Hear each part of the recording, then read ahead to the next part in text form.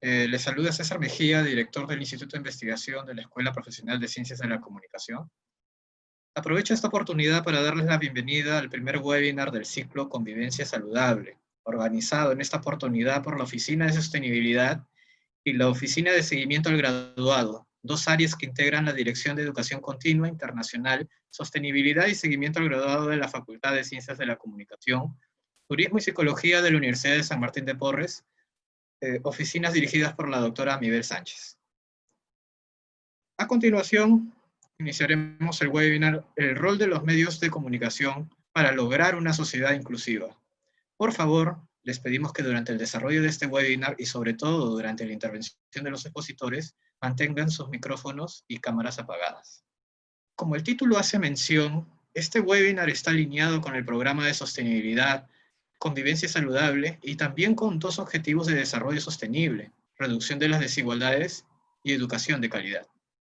El nuevo programa Convivencia Saludable de la Facultad de Ciencias de la Comunicación, Turismo y Psicología está alineado con las exigencias de acreditadoras nacionales, busca promover la convivencia responsable, tolerancia y respeto con los demás y, obviamente, promoviendo la diversidad dentro de nuestra sociedad. Y, obviamente, también entre la comunidad universitaria de nuestra facultad.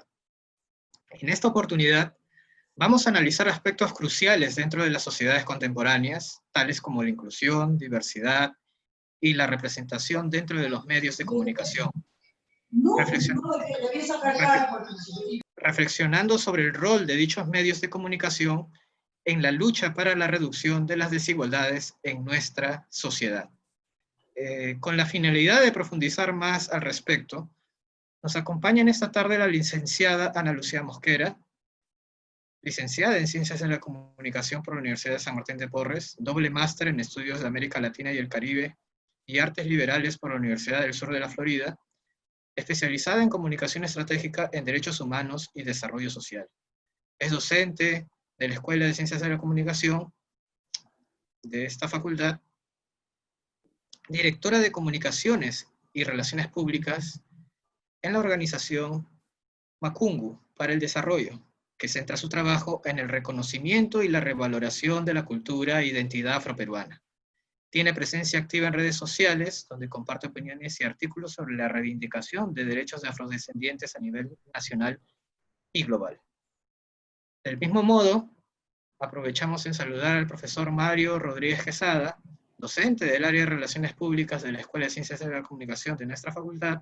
Ha realizado consultorías en el Ministerio de Educación del Perú sobre análisis de información cualitativa para el diseño de políticas públicas orientadas a los estudiantes con discapacidad. Cuenta con experiencia como asesor de la Comisión de Inclusión Social y Personas con Discapacidad del Congreso de la República del Perú. A ambos les agradecemos por su participación y les damos la más cordial bienvenida.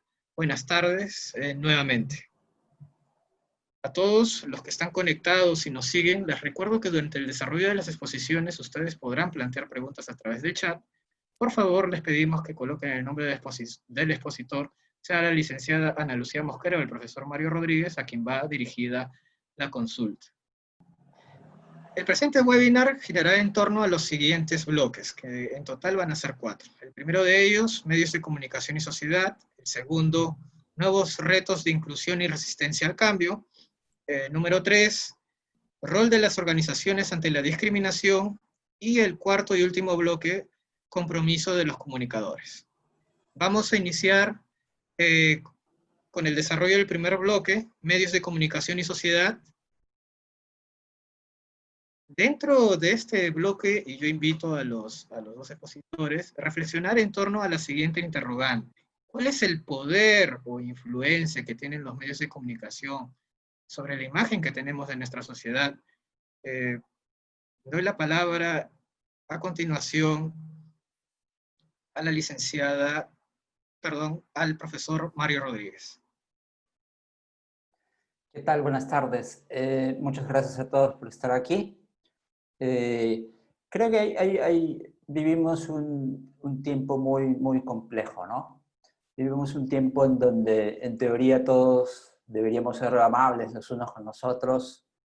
Estamos en medio de una pandemia lamentablemente esa amabilidad o esa gentileza el uno con el otro que debería estar en los medios, en la sociedad, solo está ausente, ¿no? Hay una crítica muy fuerte de algunos medios, y lo he visto en varias oportunidades, en varios programas de televisión especialmente, y esta crítica o esta forma de abordarla tiene un modus operandi, ¿no? De pronto hay un reportero que está en vivo y este reportero aborda a una persona que está trabajando en la calle, ¿no? Y la pregunta es, bueno, pero usted sabe que al salir se puede contagiar de COVID, ¿por qué sale y pone en riesgo a su familia, no? Este tipo de abordaje para mí creo que plantea una dualidad, ¿no? Una dualidad entre el mundo formal y el informal. El formal es el mundo bueno, porque se puede quedar en casa, ¿no? Y el informal es el malo, porque tiene que salir a la calle, ¿no? Yo creo que esta polarización no hace bien a nuestra sociedad. Los medios no han jugado un papel bueno en ese sentido. Y aparte de no hacer bien a nuestra sociedad, creo que omite muchos temas importantes, ¿no?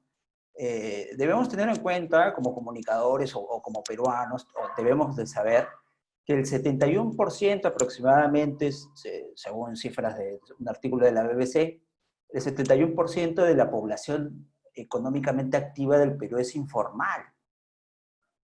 Se gana el trabajo día a día. Pensemos un poco en nuestra cotidianidad, digamos, universitaria, ¿no? El trabajo del señor que vende el pan con pollo, el trabajo del carrito de las empanadas, ¿no? No solamente está este tema de la informalidad que existe, ¿no? También tenemos el tema de la falta de bancarización de la sociedad, ¿no? El PBI, más o menos el 45% del PBI peruano corresponde a economía informal. Y de todas estas personas, hay una gran cantidad que no cuenta con cuenta bancaria, no tiene una cuenta bancaria. ¿Por qué comento esto? Porque esta polarización entre formal e informal, bueno y malo, también se ha dado cuando se le pregunta a algunas personas en el recojo de los bonos, dentro de este contexto de la pandemia, ¿por qué va al banco si es que puede cobrar el bono por una app? ¿No? Bueno, ahí hay dos temas, ¿no? El primer tema es, todos conocen la app, todos tienen un celular, etcétera, etcétera. Pero el otro tema también es nuevamente ignorar un poco cómo es la realidad del país, ¿no? Hay una gran cantidad de peruanos que no tiene cuenta bancaria y tiene que ir a retirar el dinero, ¿no? Eh, yo creo que si bien es cierto, los medios de comunicación tienen que vigilar o tienen que sugerir a la ciudadanía el cumplimiento de estas normas que nos ayuden a no contagiarnos del COVID-19, creo que también es importante que como comunicadores pensemos el contexto del país, ¿no? Y no critiquemos obviándolo y sobre todo polarizando, ¿no?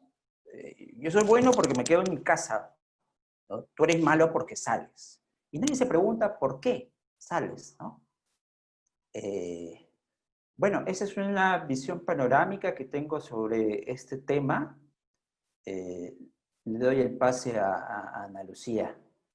Gracias, César, por las palabras. Muchas gracias, profesor Rodríguez. Definitivamente, una de las ideas claves que ha mencionado el profesor Rodríguez es definitivamente evitar la polarización, ¿no? En ese sentido, aprovecho en brindar la palabra ahora sí a la licenciada,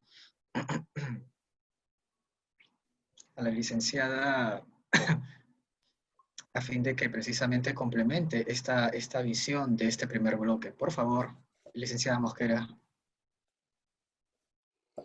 Hola, ¿qué tal? Buenas tardes. Muchas gracias a la Oficina de Sostenibilidad por habernos invitado a mí y al profesor Mario a poder debatir sobre este tema. Creo que las ideas que ha planteado inicialmente son muy interesantes porque hablan de estas construcciones que se realizan entre unos sujetos dentro de la sociedad.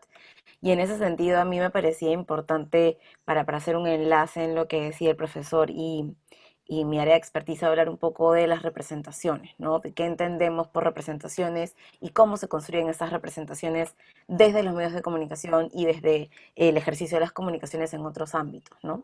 Cuando hablamos de representaciones, hablamos de este proceso mediante el cual se utiliza el lenguaje, se utilizan los signos y las imágenes para poder producir sentido. Y en este caso, la representación que se genera en medios de comunicación es este proceso mediante el cual los medios de comunicación, la industria publicitaria u otras prácticas de comunicación producen precisamente ese sentido, generan estas imágenes de algunas poblaciones o de algunos grupos, ¿no? Entonces, en ese sentido, creo que es importante que nos preguntemos quién crea estas imágenes y cómo se genera este proceso de atribuir sentido, cómo se genera este proceso mediante el cual, como bien decía el profesor Mario, se le atribuyen a algunas personas la carga de responsables y irresponsables, los que hacen bien o los que hacen mal, y cómo es que generamos estas imágenes y atribuimos este sentido para movilizar la opinión pública respecto a un tema determinado, ¿no?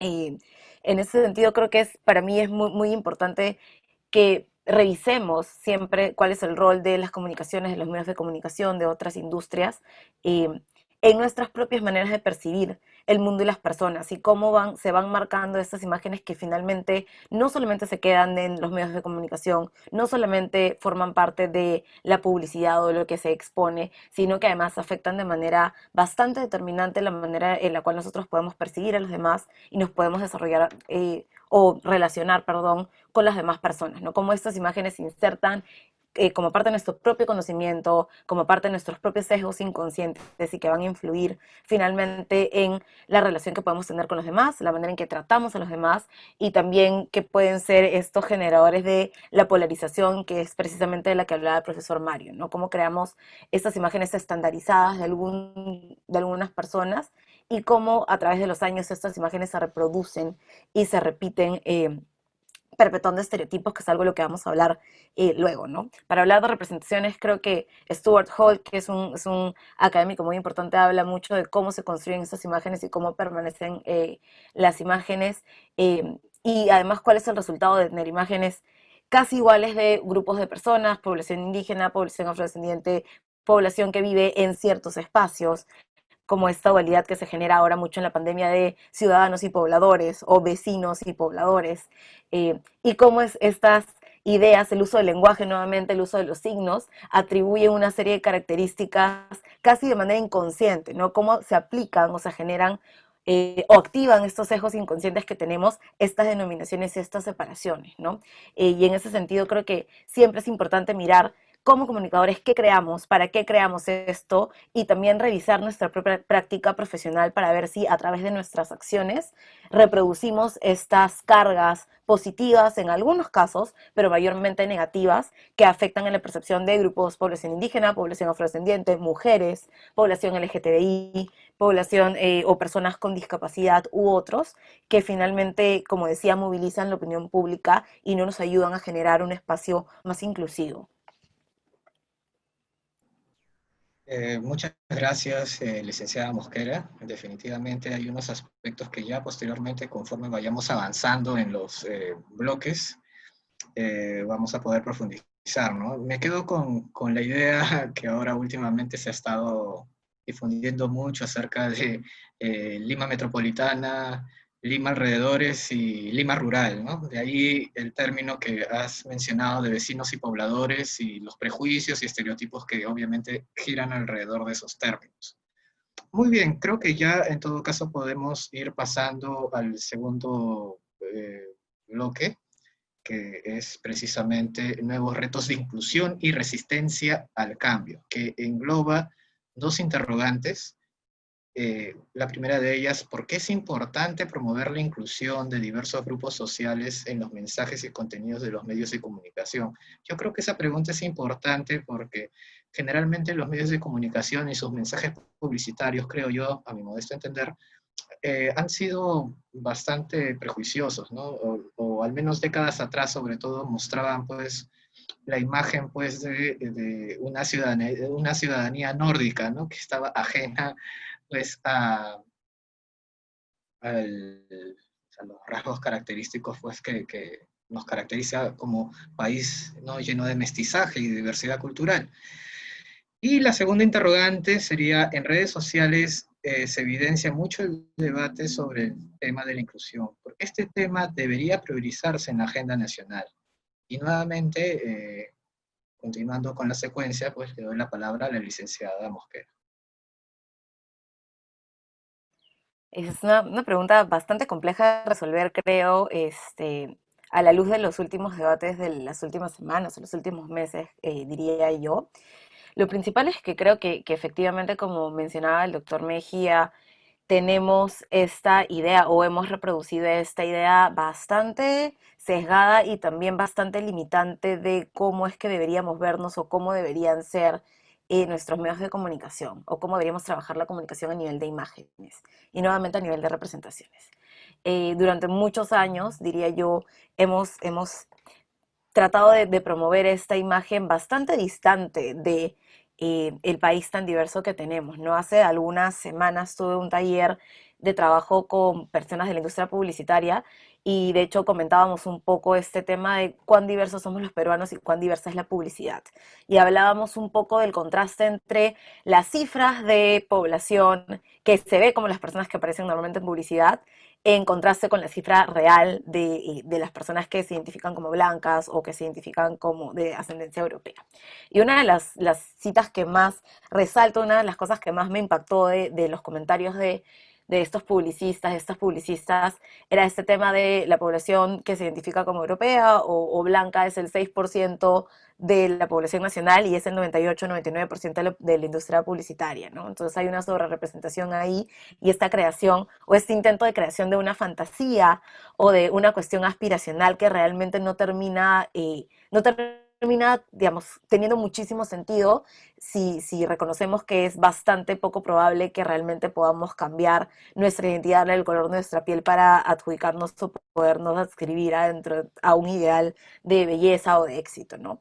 En ese sentido creo que es importante que se trabaje la diversidad no solamente como una moda pasajera o que se tome en base a ciertos momentos coyunturales que nos afectan o que nos han afectado, sino que se entienda que efectivamente no solamente en la publicidad, sino en nuestra sociedad la diversidad debería ser un activo para el desarrollo. ¿No? Que entendamos la diversidad como que aquella cosa que nos potencia y en tanto nos potencia y es positiva, necesitamos promoverla en todos los espacios y necesitamos promoverla desde la práctica de las comunicaciones, ¿no? Y para esto creo que también es importante entender que esos procesos de promoción de la diversidad, esos procesos de visibilidad o de generar mejores representaciones, tienen que hacerse también de la mano con una evaluación constante y mucho más consciente dentro, que se transforme o que traspase la barrera de lo que se ve y pueda instaurarse al interior de las organizaciones también para garantizar que los procesos puedan promover la diversidad, que las personas de las organizaciones promuevan la diversidad y que podamos hablar realmente de espacios que sean realmente inclusivos, ¿no? Eh, por eso, como lo muestra la diapositiva, a veces pienso que este manejo de la diversidad reciente, esta tendencia o esta moda de intentar ser diversos, podría ser un arma de doble filo en algunos casos, porque lo que pasa muchas veces es que se realiza sin un conocimiento de causa o se realiza como una acción concreta y muy específica que no realmente se traduce o se llega a traducir en un eje transversal que pueda impactar de manera positiva a la organización.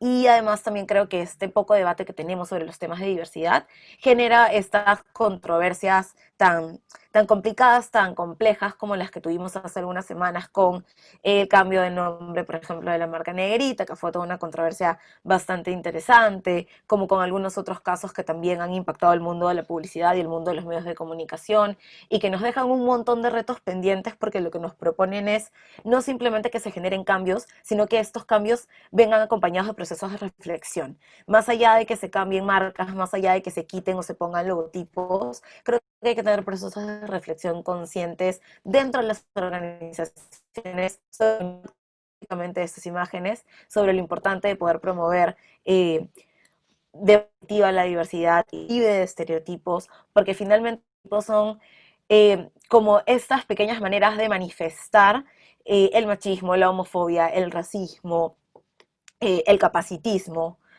y en ese sentido creo que hay que tener reflexiones un poco más extensas que vayan más allá de estas acciones específicas de cambios de logo o de acciones de visibilidad, ¿no? Hay mucho, mucho creo que se podría conversar o se podría comentar de esto. Creo que todavía hay muchísimo rechazo a este tipo de cambios, precisamente porque no tenemos una cultura de discutir temas de diversidad a nivel organizacional y tampoco a nivel de comunicaciones. Entonces creo que hay un reto bien importante pendiente ahí que, como digo, no debe estar centrado únicamente en acciones específicas o concretas. Muchas gracias, licenciada Mosquera. Profesor Rodríguez, digamos que la licenciada Mosquera ha planteado una serie de aspectos muy importantes. Me quedo con la idea acerca de ir más allá de los cambios de logo, ¿no? Si bien eso puede parecer muy importante de manera inmediata, pero a largo plazo, ¿cómo podríamos en todo caso eh, optimizar, ¿no?, el debate y las reflexiones en torno a la diversidad de nuestro país? Hay un texto que leí hace unos días de Zavala y Black, ¿no? Eh, el texto planteaba una idea interesante, ¿no? Que decía que en el Perú hay una normalización absoluta del racismo, ¿no? De esta jerarquización por, por características físicas, por características culturales, por características económicas, ¿no? Y esta normalización hace que no cuestionemos este tipo. Por ejemplo, acá en la diapositiva podemos ver una foto de un catálogo quizás algunos podrán pensar de alguna marca noruega, ¿no? Pero no, es un catálogo de Saga Falabella de hace algunos años, ¿no? Pero no lo cuestionamos. Consideramos que es absolutamente normal, ¿no? Cuento una experiencia, ¿no?, que me sucede también con los estudiantes cuando comenzamos a construir una presentación. A mí me parece importante usar imágenes, ¿no? Entonces ellos usan una serie de imágenes, ¿no?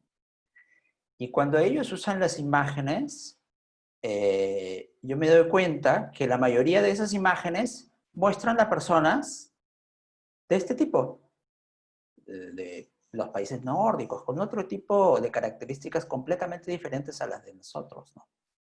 Entonces, ahí yo les cuestiono un poco esta idea, ¿no?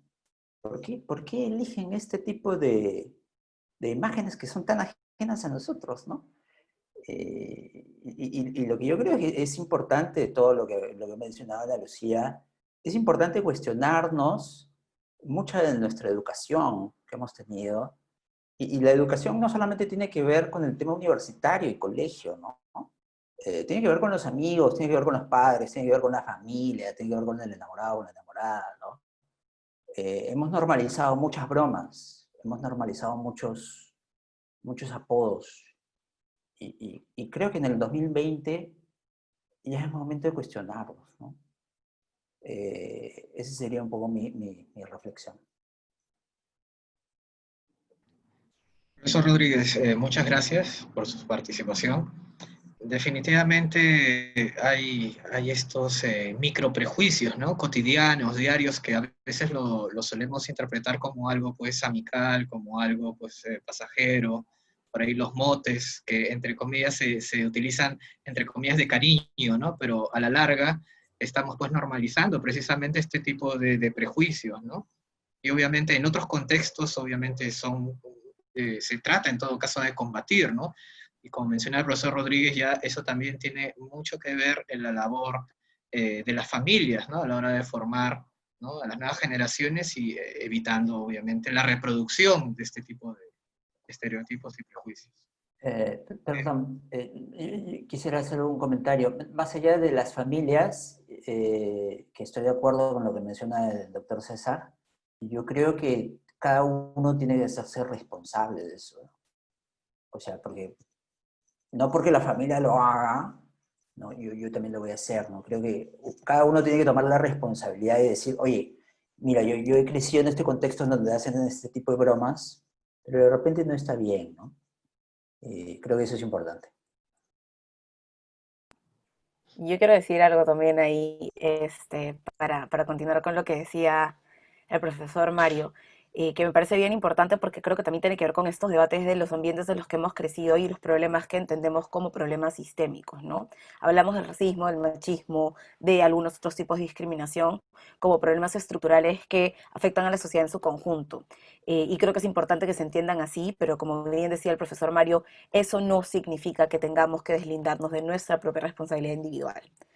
Eh, ¿No? Que muchas veces pasa que dicen, bueno, es que lo que pasa es que el entorno es así, o lo que pasa es que todos hemos crecido en este sistema, o lo que pasa es que es parte de nuestras tradiciones, y muchas veces esto se utiliza como excusas para no asumir responsabilidades individuales.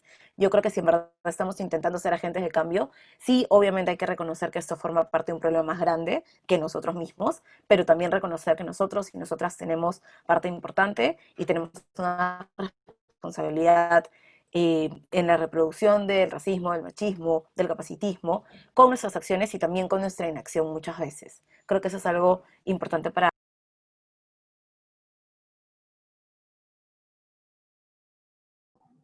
Muy bien, muchas gracias. A continuación vamos a pasar con el tercer bloque propuesto, el rol de las organizaciones ante la discriminación.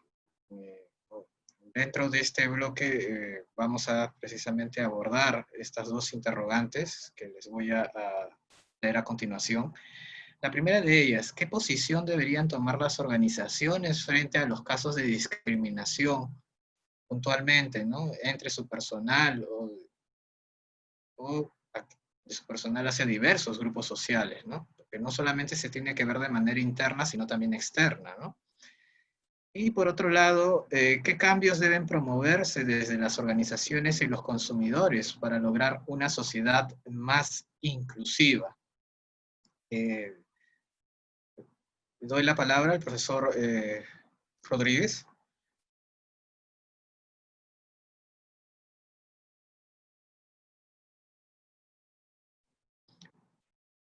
Profesor Rodríguez, su audio, por favor, ¿lo puede Perdón, activar? gracias. Bueno, ¿cuál es el papel de las organizaciones? En principio, cortar tajantemente con estos temas, ¿no? Como acabamos de mencionar un poco con Ana Lucía, no es permisible, ¿no? Eso en primer lugar, pero yo lo que quería destacar en este bloque era el papel de algunas ONGs que, hay que decirlo, creo yo, de alguna forma suplen la ausencia del Estado, ¿no? Yo he tenido la oportunidad de conocer algunas. Acá tenemos a Mi Habla, Mi Tiempo y Uniendo Sonrisas. La primera de ellas, Mi Habla, Mi Tiempo, ayuda a personas que tienen problemas con el habla, ¿no? Con tartamudez. La segunda, Uniendo Sonrisas, apoya a personas que tienen síndrome de Down, ¿no? A mí me parece muy importante que la sociedad civil, que las organizaciones tengan este tipo de iniciativas. Yo creo que las empresas deberían tener el tino de financiarlas y apoyarlas, ¿no?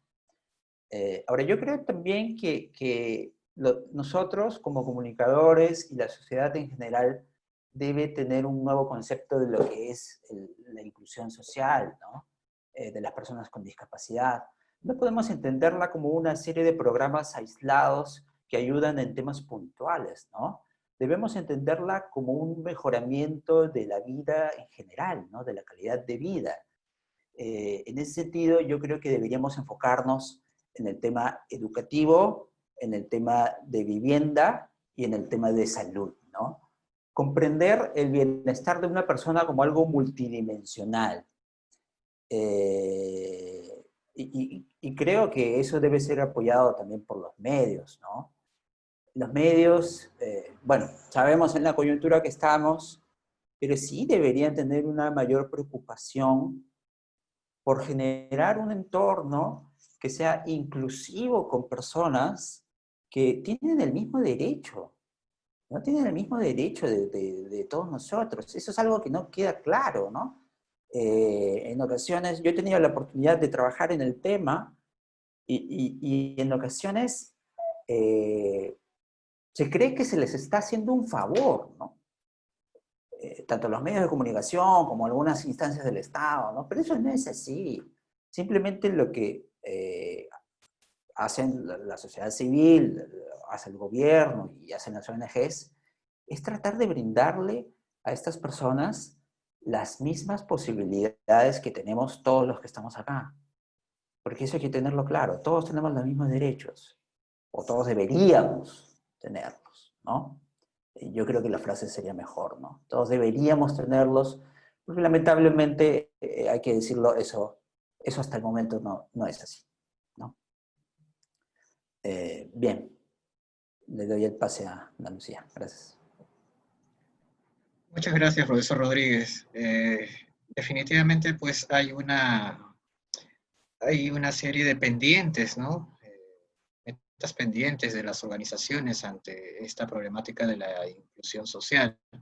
Doy la palabra a la licenciada Mosquera.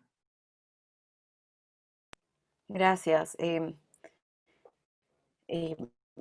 Creo que sí es importante lo que ha mencionado el profesor Mario en relación a qué hacemos o por qué es importante la inclusión para garantizar equidad e igualdad de oportunidades, ¿no?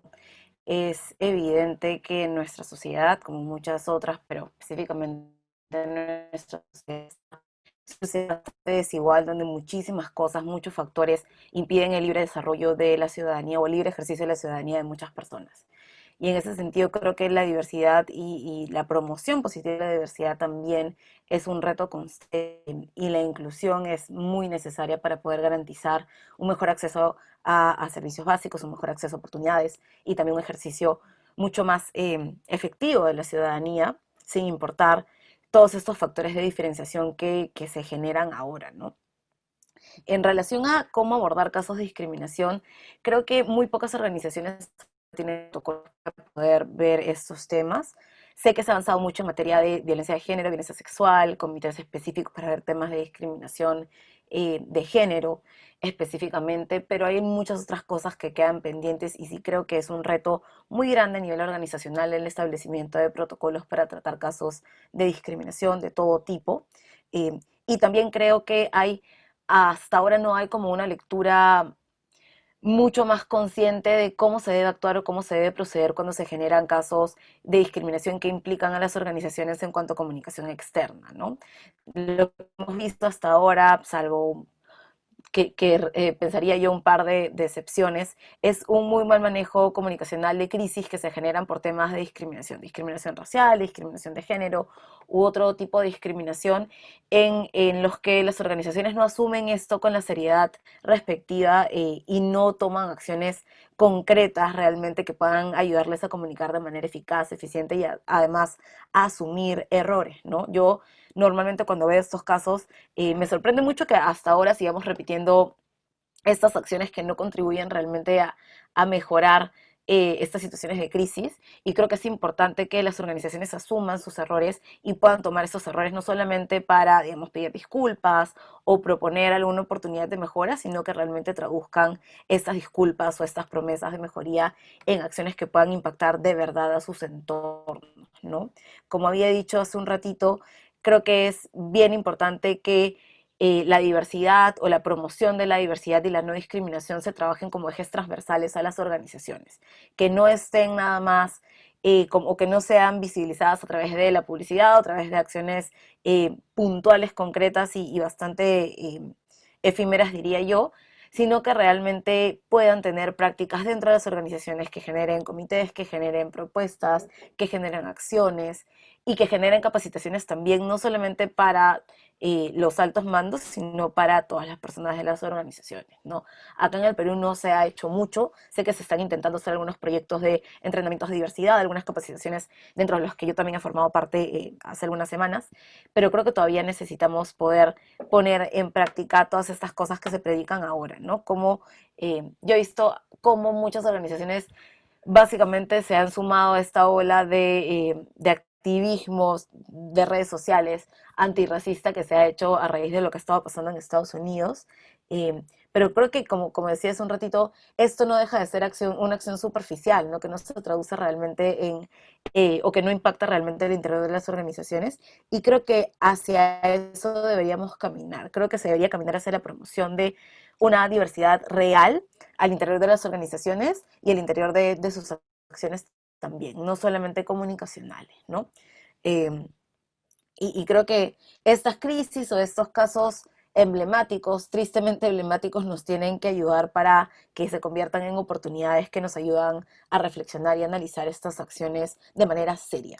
Creo que no se le da la seriedad que merece, y espero que realmente lo que está pasando ahora y estos momentos y estos espacios de reflexión como el que se plantea aquí puedan ayudar realmente a tener impactos positivos reales dentro de las organizaciones y dentro de los medios de comunicación también.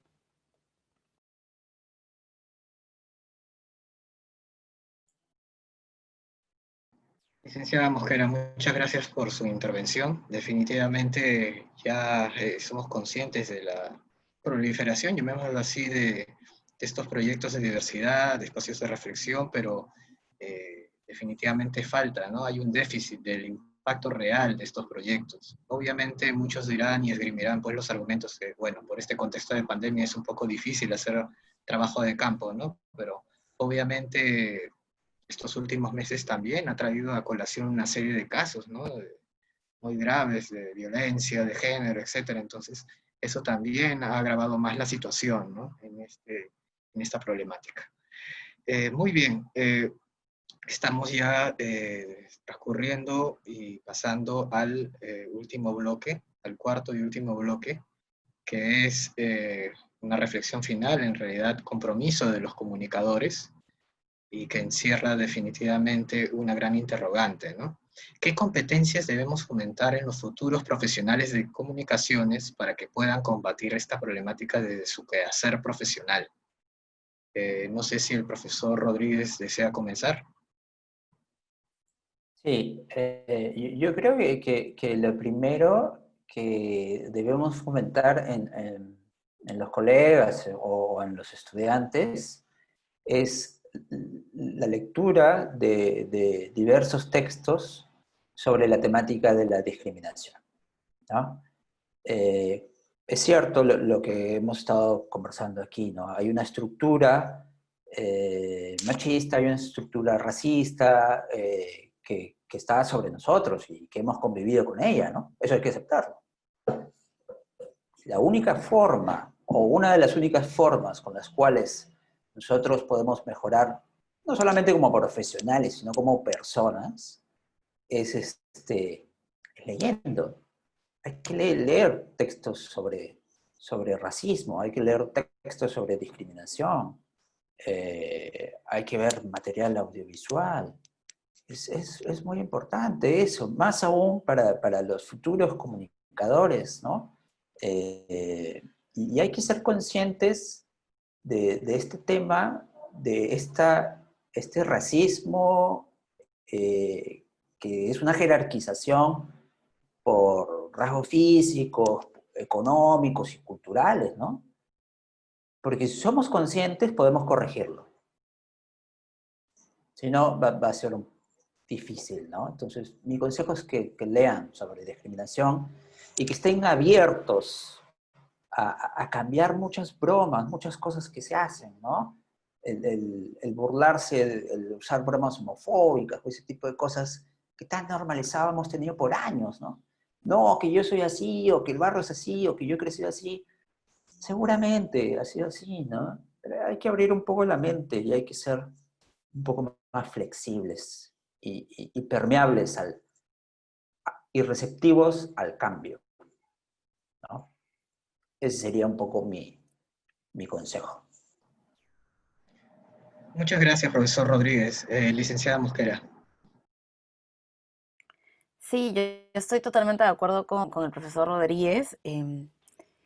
Creo que muchas veces cuando pensamos en nuestra labor como comunicadores, eh, tanto comunicadores en ejercicio como futuros profesionales, no, no nos parece tan necesario poder tener una perspectiva humanística o poder tener una visión un poco más crítica de nuestra labor.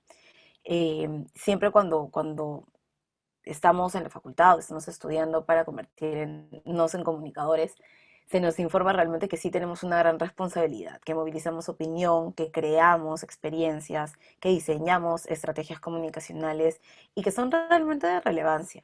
Entonces creo que tenemos que tener en cuenta cuál es nuestro rol y cuál, sobre todo, no solo cuál es nuestro rol, sino cuál es nuestra responsabilidad. tenemos una responsabilidad de crear mensajes, crear sentido, crear significados. Creo que la capacitación constante es fundamental y creo que también hay que hacer un mea culpa en cómo se han generado estos procesos de formación de los comunicadores, que son procesos muy enfocados hacia la especialización, muy enfocados hacia el ejercicio profesional y que tienen que estar necesariamente conectados también con la realidad que nos rodea. No podemos estar desconectados de las cosas que están pasando en la sociedad. No podemos eh, volvernos consultores especializados para empezar a hablar sobre racismo y discriminación. Tenemos que lograr y tenemos que mejorar los procesos educativos de los futuros comunicadores para garantizar que yo no tenga que ser una consultora especializada en temas de diversidad, sino que todos los comunicadores que salgan de las escuelas de comunicaciones estén formados en temas de diversidad. Diversidad cultural, diversidad étnica, diversidad de género, diversidad LGTBI. Creo que es un reto muy importante y que creo que debería hacerse a nivel de las escuelas profesionales de comunicaciones.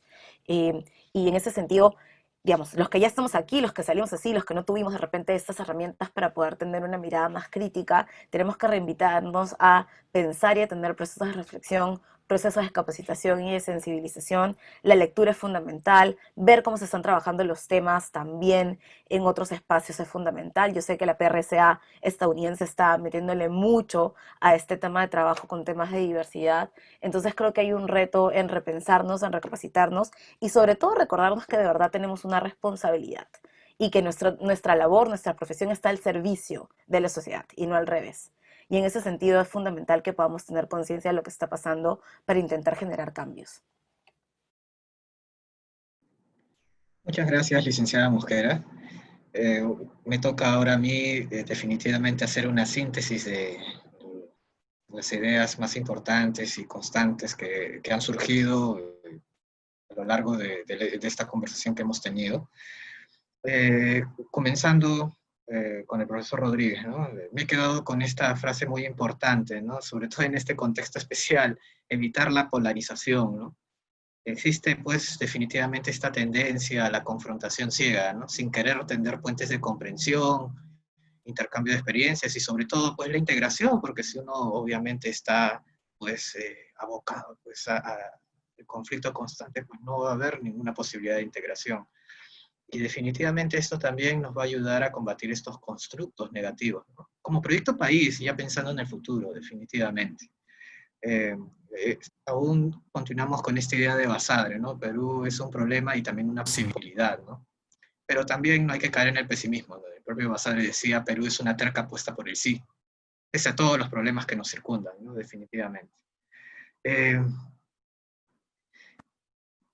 Debería de haber definitivamente una mesura en la crítica, porque a veces, sobre todo en redes sociales, eso suele pues derivarse pues en unas peleas agrias, ¿no? Ya escatológicas, incluso llamémoslo así. Eh, Más que criticar y atacar, ¿no? La idea es buscar la comprensión de la problemática, ¿no? Recogiendo lo que mencionaba el profesor Rodríguez, ¿no? Es muy fácil destruir, denigrar, burlarse, descalificar al otro, pero muy difícil construir puntos de encuentro, ¿no? Sobre todo cuando hablamos de diversidad y multiculturalidad, definitivamente.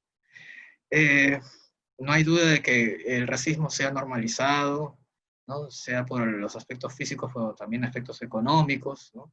Y como ya lo había mencionado pues anteriormente, se han normalizado muchos chistes, apodos, ¿no? Desde un contexto cotidiano, familiar, amical, y definitivamente concuerdo con la licenciada Mosquera y con el profesor Rodríguez, que esto pues exima de responsabilidad a la persona, ¿no?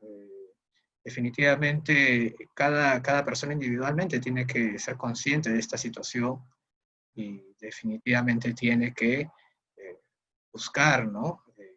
Una manera de romper ese círculo vicioso, ¿no? Y no hacer perenne este tipo de prácticas cotidianas, ¿no? Que en cierta medida hacen supervivir este tipo de prejuicios. En ese sentido, pues reafirmo que cada persona tiene que asumir la responsabilidad, ¿no? También recojo la experiencia de la publicidad, que obviamente nos transmiten imágenes ajenas a la realidad de la población, ¿no? Yo tanto el profesor Rodríguez como quien habíamos hablado, pues de que la publicidad peruana pues, se caracterizaba mucho por sus personajes nórdicos y no tenía nada que ver pues con el mestizaje, ¿no? Y el sincretismo nacional. Entonces, también rescato pues, lo que mencionó el profesor Rodríguez acerca del papel considerable de las ONGs dentro de la labor de la inclusión ante la ausencia del Estado, ¿no? Y estas experiencias pues, nos ayudan a aprender y reconceptualizar la inclusión social, ¿no? Que implica, como menciona el profesor Rodríguez, educación, vivienda y salud, ¿no? Es, en ese sentido, y lo reafirmo, una problemática multidimensional, ¿no? Y ahí precisamente radica el reto de las organizaciones, ¿no? Sobre todo con poblaciones y sectores en riesgo, obviamente mucho más agravados en este contexto de pandemia, ¿no? Definitivamente yo también concuerdo con el profesor Rodríguez acerca que hay que leer y documentarse, ¿no? Sobre la literatura en el tema, ¿no? Hay una extensa bibliografía, papers, artículos científicos que también pueden ser consultados pues, en el ciberespacio, en Internet. Y definitivamente, y creo que es lo más importante, ¿no? Hay que estar abiertos al cambio, ¿no?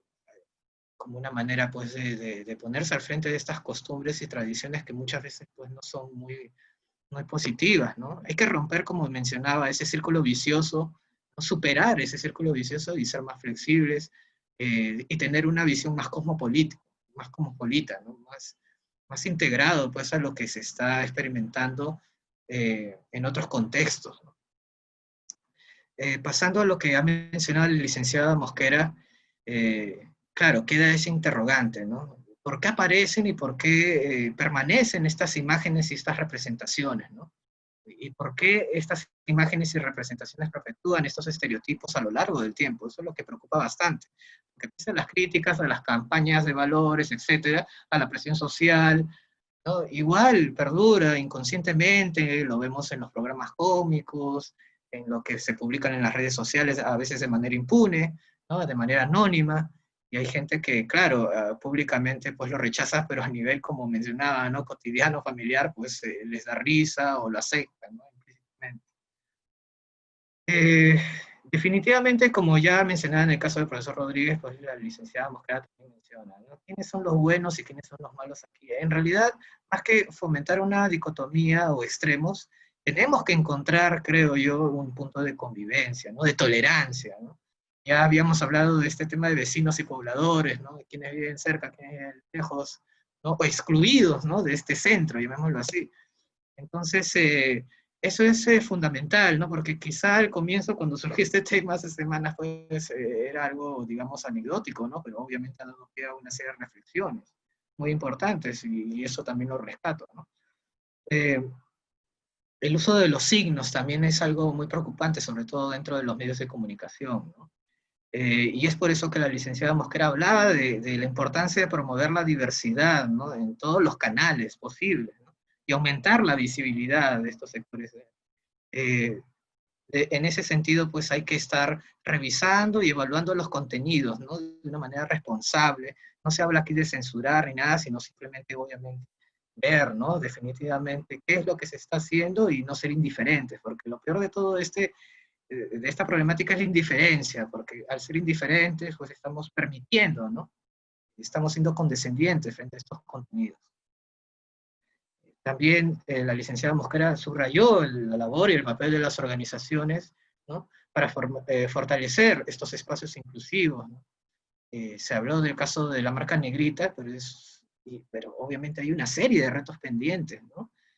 Hay que ir más allá, como mencionaba, de cambiar los logotipos, ¿no? Hay que hacer algo ya, no todo a corto plazo, sino también pensar en el mediano y largo plazo, ¿no? Tienen que ser cambios, como mencionaba la licenciada Mosquera, cambios acompañados con procesos de reflexión conscientes, ¿no? Dentro de las organizaciones. Eh, a la hora de hablar de la inclusión social, pues definitivamente muchas organizaciones han hecho un manejo inadecuado, ¿no? Durante las situaciones de crisis, a veces no lo han manejado de manera seria y no se han observado pues acciones concretas, ¿no? Para brindar una solución obviamente al problema, ¿no? Digamos que lo que más resulta doloroso, para llamarlo de una manera, es que no hay una autocrítica real, ¿no? No hay disculpas, y obviamente eso se refleja pues en una nulidad en el impacto social. Entonces, rescato lo que menciona la licenciada Mosquera acerca que la lucha contra la discriminación debe de ser un eje transversal en las estrategias de las organizaciones, ¿no? Eh, Mencionó algo que yo al menos no había escuchado antes, proyectos de entrenamiento de diversidad, y me parece muy interesante, muy importante, que debería de ponerse a la práctica. Obviamente ya el trabajo de campo se acompañará cuando ya superemos este contexto de pandemia definitivamente. Eh, si bien ha surgido una ola de activismo, ¿no? Y antirracismo, pero hay que evitar de que esto sea algo cosmético, ¿no? O algo superficial, como mencionaba la licenciada Mosquera, ¿no?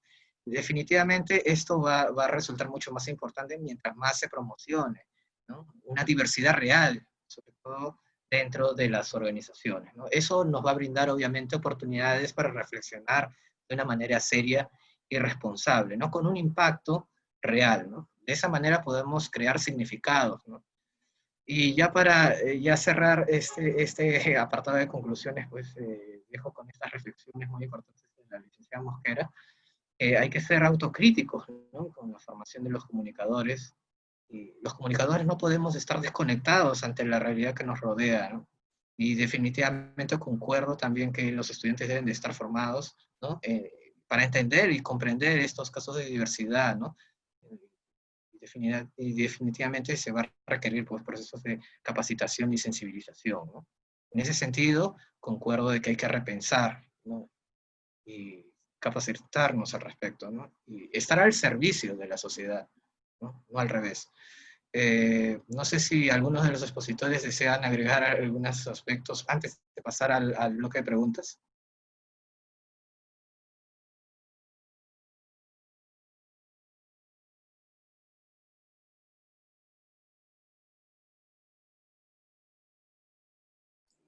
No, en mi caso todo bien. Agradezco la reflexión y el cierre. Sí, esperemos las preguntas. Muy bien, entonces voy con la primera pregunta, que es para el profesor Rodríguez. Eh, a ver, la pregunta es un poco extensa, la voy a leer, ¿no? De esta manera. El ser inclusivo, profesor Rodríguez, implica permitir producciones audiovisuales en las que veamos a conciudadanos imitando algunos personajes populares según el color de su piel, origen étnico, ¿no? Opción sexual, ¿cómo poder equilibrar esto en la televisión peruana? No me queda muy clara la pregunta, pero creo que apunta a preguntar si es que están bien este tipo de programas cómicos históricos en la televisión nacional que se burlan de alguien por sus características físicas o por su inclinación sexual, ¿no?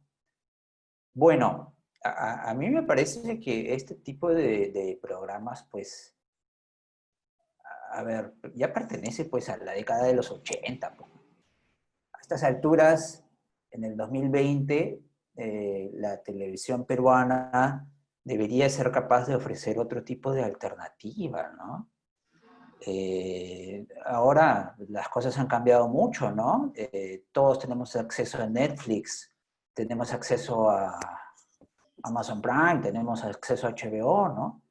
Y somos conscientes y sabemos de que existen otras formas de hacer humor sin denigrar a las personas por alguna característica física, por un tema físico, por un tema racial o por un tema cultural, ¿no? Mi opinión es que ese tipo de programas, ese tipo de humor en general, ¿no? Debería de ir desapareciendo ya, ¿no? Me parece completamente desfasado y poco adecuado para la época. Muchas gracias, profesor Rodríguez. Tengo una pregunta para la licenciada Mosquera, la voy a leer a continuación. Es con respecto al cambio de nombre e imagen de la marca Negrita, ¿no? Esta marca que se volvió una referencia cultural durante varias décadas en el Perú, ¿no? que se ha convertido, digamos, en una referencia, ¿no? Acerca de las personas, ¿no? Relacionadas con este postre típico, ¿no? Que eran en su gran mayoría afroperuanos, ¿no? Y al cambiarse en cierto modo, se retira, ¿no? O se quita parte de esa cultura. ¿Usted qué opina al respecto? ¿Realmente lo considera racismo? No sé, porque a mí siempre me tocan las preguntas más complicadas en todos los webinars. Eh, a ver, esta es una cuestión que tiene, creo yo, muchísimas cosas que reflexionar. Como bien había dicho el profesor Rodríguez hace un rato, hemos normalizado tantas situaciones en la sociedad que tienen que ver con el racismo, con la discriminación, con los estereotipos, que es muy difícil detectar cuando estas cosas efectivamente pueden responder a lógicas que perpetúan sistemas racistas, ¿no? En un sistema como el nuestro, en una sociedad como la nuestra, en la que hemos interiorizado, inclusive justificado y celebrado la reproducción de racismo en todas sus manifestaciones, no es sorpresa que el cambio de nombre de la marca Negrita pueda generar tanta controversia y que se puedan generar todos esos afectos un poco extraños hacia nuestras tradiciones, aunque sean estas tradiciones un poco cuestionables, ¿no? Entonces generamos este afecto, para mí bastante innecesario, la verdad, hacia una marca más o menos representativa, pero no pensamos realmente cómo se generaron esas imágenes, en qué contextos y realmente a qué apelan, ¿no? Y creo que esa reflexión es una reflexión que no hemos tenido. Yo vi muchísimas críticas en relación al cambio de marca, diciendo que en verdad quitaba peso a las tradiciones afrodescendientes, pero creo que ahí hay que pensar también cómo muchas veces utilizamos este tema de las tradiciones o de visibilizar la cultura afroperuana a nuestra conveniencia, ¿no? La cultura afroperuana se visibiliza solamente cuando estamos intentando mantener un estereotipo que sí tiene relación con lo racista. No se manifiesta o no se visibiliza en otros contextos que son necesarios.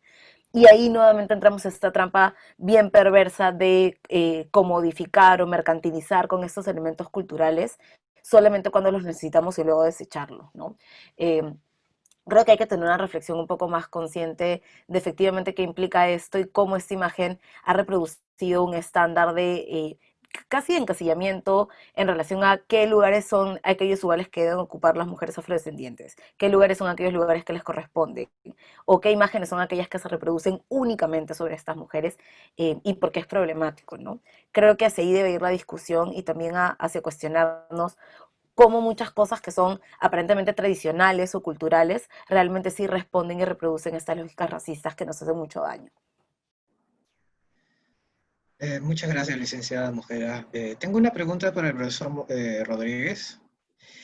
A ver, acá le están preguntando, ¿cuál es el rol de las ONGs en la inclusión social? Y agregan otra interrogante, ¿no? ¿Qué organismos se encargarían de regular la inclusión social en estas ONGs? El rol de las ONGs en la inclusión social depende un poco de cuál sea el objetivo de cada una de ellas, ¿no? Cada una de ellas tienen objetivos diferentes, ¿no?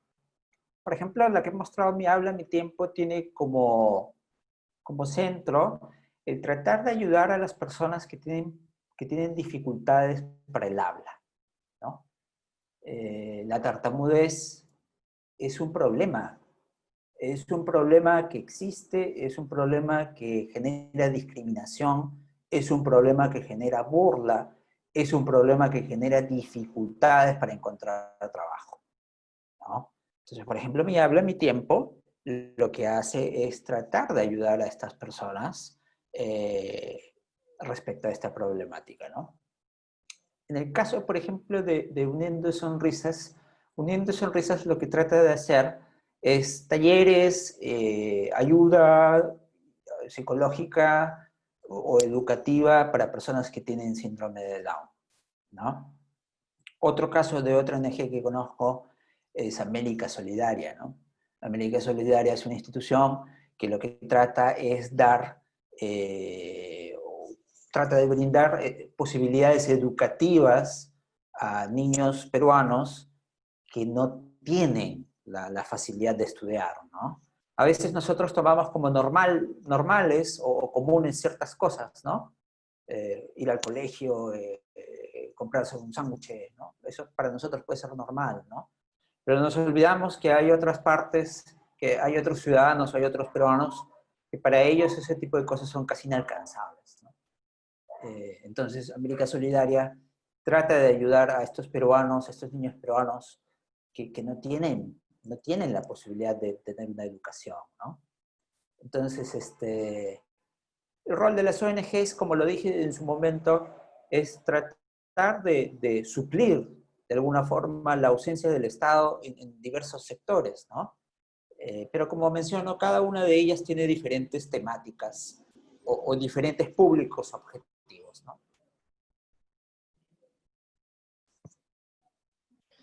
Muchas gracias, profesor Rodríguez. Licenciada Mosquera, tengo una pregunta también algo difícil. A ver, ¿cómo podríamos regular el mensaje de violencia en los medios?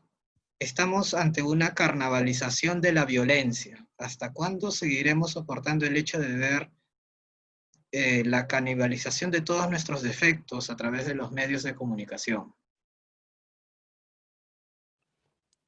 ¿Por qué hacen esas cosas? Eh, ¿Cómo podemos regular la violencia? Es muy complicado. Creo que hace un ratito, no sé si tú o si el profesor Rodríguez mencionaron este tema de los problemas que existen con la censura, ¿no?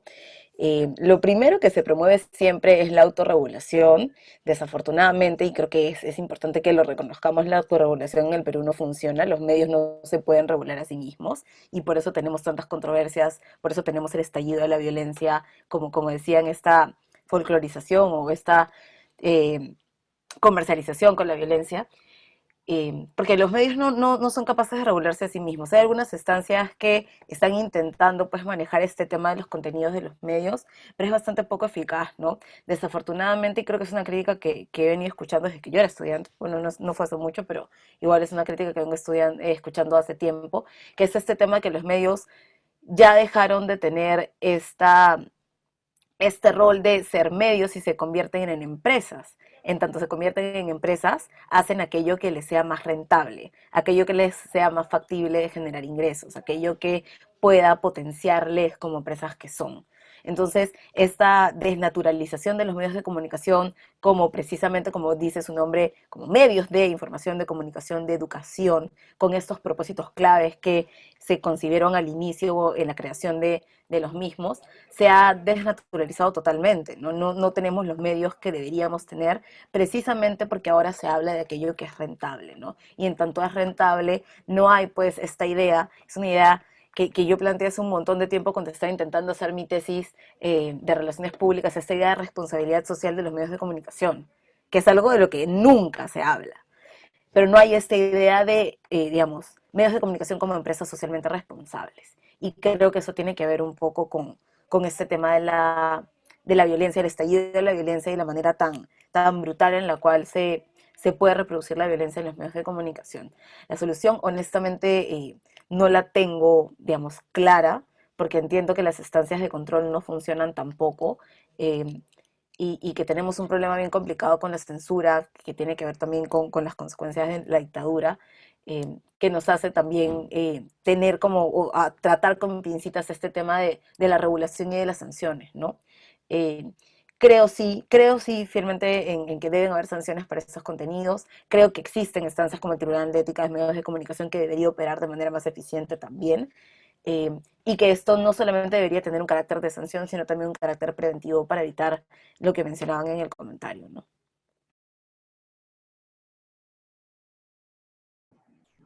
Muchas gracias, licenciada Mosquera. Tengo una pregunta para el profesor Rodríguez, es la siguiente. Eh, la capacitación, ¿no?, al público interno es clave para poder gestionar una cultura inclusiva dentro de las organizaciones. Eh, es momento que se haga visible la diversidad en nuestra sociedad, continúa el participante, ¿no? Comunicar para todos, no para pocos. En ese sentido, ¿cómo ayuda el cambio en las aulas? ¿Qué herramientas podrían ayudarnos precisamente para promocionar el cambio dentro de las aulas?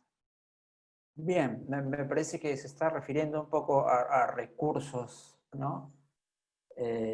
Recursos educativos En ese sentido, pues hay una serie de libros que se pueden recomendar, ¿no? Hay uno de Zavala y Black que explora este tema del lenguaje y el racismo, ¿no? Y hay una serie de videos al alcance de todos que creo que se pueden... Es decir, hace algunos años era muy difícil, ¿no? Hace algunos años tenías que ir pues, a la biblioteca, buscar el libro en físico, ver si estaba, y si no estaba, ver cuándo lo devolvían. Entonces, ahora la verdad es que de tener la información a la mano es bastante sencillo, ¿no? Yo, como les digo, este libro de Zavala y Black lo recomiendo mucho, Lenguaje y Racismo.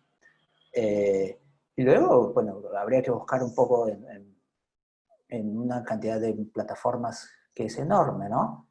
Yo algo que sugiero en este sentido es explorar mucho, ¿no? Porque lo que ha mencionado Ana Lucía es muy cierto, ¿no? Hay una ausencia de este tipo de formación en las facultades de comunicación, ¿no? Eso es completamente cierto, ¿no?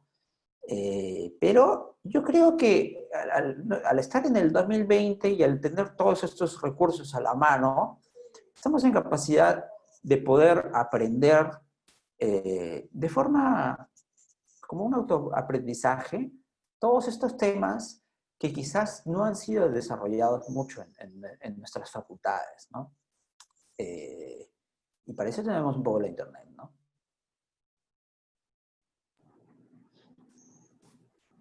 Muy bien, muchas gracias, profesor Rodríguez. Y bueno, una última pregunta para la licenciada Mosquera. A ver. En el contexto de pandemia en el que nos encontramos, ¿qué alternativas comunicacionales podríamos emplear si deseamos transmitir mensajes inclusivos, sobre todo al interior de nuestro país, en lugares donde muchas veces no hay acceso a Internet o medios de comunicación? Esa pregunta es, creo que es fundamental. Como bien dicen, estamos en un contexto bien importante en el que necesitamos efectivamente que los medios de comunicación y la comunicación que planteamos sea eficaz, ¿no? Yo creo que, como mencionaba hace un ratito, esto de comunicar para todos, ¿no? Comunicar para todos que no significa, digamos, trabajar una estrategia estandarizada, sino pensar en todos estos matices que caracterizan a nuestro país y que también se traducen en las maneras que las personas tienen para comunicarse y los medios que las personas tienen para comunicarse, ¿no? De las cosas que he visto hasta ahora que se han hecho, que me parece importante mencionar, hay cosas que tienen que ver con la utilización de distintos idiomas diferentes al castellano, que me parece fundamental, sobre todo para llegar a pueblos indígenas. En el Perú tenemos 55 pueblos indígenas y tenemos muchas lenguas indígenas también. Que necesitan ser utilizadas para que el mensaje llegue a estas personas que se comunican en un idioma distinto al castellano. Eso es una cosa, creo yo. Eh, Me parece bien importante. Lo otro también es la utilización de medios de comunicación comunitarios. Creo que es algo que muchas veces no vemos cuando diseñamos campañas desde nuestra perspectiva muy limeña, muy centralista, que no todas las personas utilizan televisor, no todas las personas tienen televisor, no todas las personas tienen señales de internet a las que pueden acceder. Y es importante cuando hacemos mapeos de medios y diseñamos estrategias, que veamos efectivamente que los medios que estemos utilizando sean los medios eficaces para poder llegar a las personas. La manera en la que comunicamos o nos comunicamos con una persona que está en Lima o está en una ciudad en cualquier lugar del país no es la misma que podemos utilizar o que debemos utilizar para comunicarnos con personas que están en zonas rurales, que no tienen acceso a medios de comunicación, digamos, formales o tradicionales, ¿no? Entonces, lo primero es adecuar el lenguaje, adecuar el idioma, y lo segundo es adecuar los medios también, ¿no? Utilizar medios comunitarios, radios comunitarias que se utilizan muchísimo, también trabajar a nivel de organizaciones comunitarias para que los mensajes puedan llegar. Eh, y además que también se pueda tener, y esto creo que también es importante, esta comunicación con un enfoque más intercultural. Entender que no todas las culturas pueden ver la pandemia de la misma manera, pueden ver la muerte de la misma manera, pueden ver las enfermedades de la misma manera, y que hay que comunicar siempre con pertinencia cultural, asegurándonos que nos podemos acercar a las personas, podemos entender su cultura y podemos intentar comunicarles aquellas cosas que para nosotros nos parecen normales o nos parecen, digamos, tradicionales, pero para ellos representa una idiosincrasia distinta, ¿no? Un ejemplo de esto, por ejemplo, es este tema de cómo manejan los pueblos indígenas la muerte. por qué muchas personas en las comunidades indígenas no querían cremar a las personas que habían fallecido por COVID, ¿no? Que, o sea, lo que pasaba era que el MINSA decía, ese es protocolo del Estado y es protocolo del Estado y se tiene que hacer, y las personas de los pueblos indígenas decían, no lo vamos a hacer porque esto no forma parte de nuestra cultura, ¿no? Estos choques culturales, estos conflictos lo que hacen es hacernos darnos cuenta que efectivamente necesitamos tener acciones gubernamentales, acciones afirmativas o políticas públicas con pertinencia cultural. Y así se pueden generar diálogos que puedan hacer que los mensajes realmente sean efectivos, ¿no? Sobre todo en esta crisis. Muchas gracias, licenciada Mosquera. Muchas gracias, profesor Rodríguez. En nombre del decano de la Facultad de Ciencias de la Comunicación, Turismo y Psicología de la Universidad de San Martín de Porres, doctor Johan Leurida, en nombre de la directora de Educación Continua Internacional, Sostenibilidad y Seguimiento al Graduado, doctora Miguel Sánchez, queremos agradecer a los ponentes Ana Lucía Mosquera y Mario Rodríguez Quesada por acompañarnos este viernes y por compartir sus conocimientos y experiencias con nuestra comunidad, así como también a los participantes que nos han acompañado en este primer webinar del ciclo Convivencia Saludable. Cabe indicar que los webinars se publicarán en la cuenta de YouTube de la Facultad de Ciencias de la Comunicación, Turismo y Psicología en la lista de reproducción Sostenibilidad. Asimismo, extiendo la invitación para seguir las redes de las oficinas de sostenibilidad y de la Oficina de Seguimiento al Graduado para informarse de las iniciativas que ambas están realizando actualmente. Muchas gracias por su participación y los invitamos a conectarse en nuestros próximos eventos. Muy buenas tardes.